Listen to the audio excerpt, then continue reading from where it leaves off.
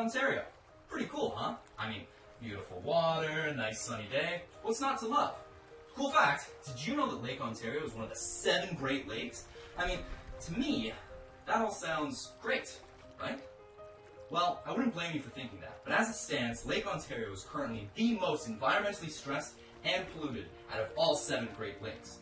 But why is that? I mean, this water looks alright to me. Well, it might seem that way on the surface, but there's an invisible offender at work. Let's take a look. There! Now that is a microplastic, a tiny particle ranging between a couple micrometers to 5 millimeters in diameter. They're made up of those same complex hydrocarbons as their larger counterparts and are a result of those larger counterparts breaking down in our rivers and lakes. So, why do we care? I mean, if they're so small that we can barely see them, what is it that makes microplastics so dangerous? Well, to answer that question, you see my friend Bambi. Bambi may look like a normal, healthy deer, but it turns out that Bambi will never have children. You see, the jagged microplastics, when ingested via some regular old lake water, can cause serious damage to the DNA of even large mammals like our friend. And yes, that includes us humans. You see, this damage causes mutations and infertility. So, is that it for us? Doomed to die out from our microplastic pursuers? Well, not if we have anything to do about it. You see, our group has spent the past semester dedicated to finding a way to address the high magnitude of plastic pollution present in Lake Ontario. This was our needs statement, and we feel we just might have found a solution. So, without further ado, let's meet the team. Hi everyone, today I'm going to be talking about our group's ideation process. Through methods like Scamper and brainwriting, we generated a couple of novel solutions that we collectively liked as a group. 2 solutions stood out the most for us. A genetically modified fish that would devour and process all microplastics in Lake Ontario, and a boat attachment that would slowly release bacteria and coagulants. We then took a solution selection matrix to evaluate the ideas that we had.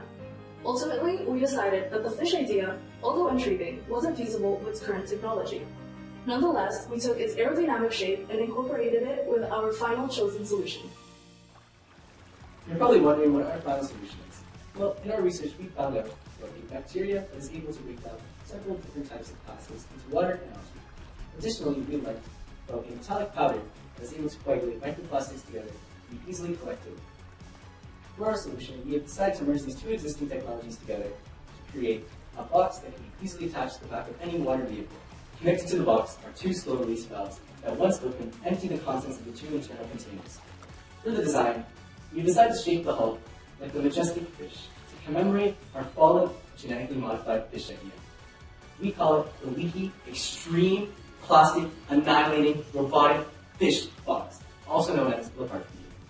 Hi, I'm Erica. We did some pretty neat prototyping regarding our solutions. We started by drawing some blueprints of how it would be constructed, then made a medium fidelity prototype, which you've seen throughout this video. Before we came to a final conclusion, we also did some anatomical drawings of how to genetically modify fish. We used these drawings to conduct a survey on engineering students, in which we found they have no problem killing thousands of fish to create a new organism. This tested the ethicality of that solution, helping us rule it out, ensuring that the box idea is truly the way to go. Now let's talk money, everyone's favorite topic. Crunching the numbers, it looks like we're going to need $10,000 on the first year. We arrived at this cost after looking at the materials, rent, labor, electricity, and transportation. Guess what though? This cost-benefit analysis also looks at the non-monetary costs and benefits. Our solution has an environmental cost in the form of the transportation that we're going to use, but the huge environmental benefit of how our solution is going to remove microplastics in Lake Ontario. We already met, but my name's Aiden. You might be wondering what comes next. Well, as great as the LeParf B is, there are a few limitations. You see, Lake Ontario is huge, and covering all of it is going to be a challenge. Also, the microplastic-eating bacteria is pretty slow, and we're going to need to improve the efficiency. And in addition to all that, we still need to stop the initial problem of the plastics getting into the water in the first place. So, in conclusion, we really feel that our project is just the first step forward in the greater fight against microplastics, and maybe even the journey to save the world. So, how are we going to make this a possibility? Well, firstly, we need to further prototype the design to make sure the hull is the most aesthetically pleasing and aerodynamic shape as possible. We're also going to make sure we have the best ratio of bacteria to coagulants.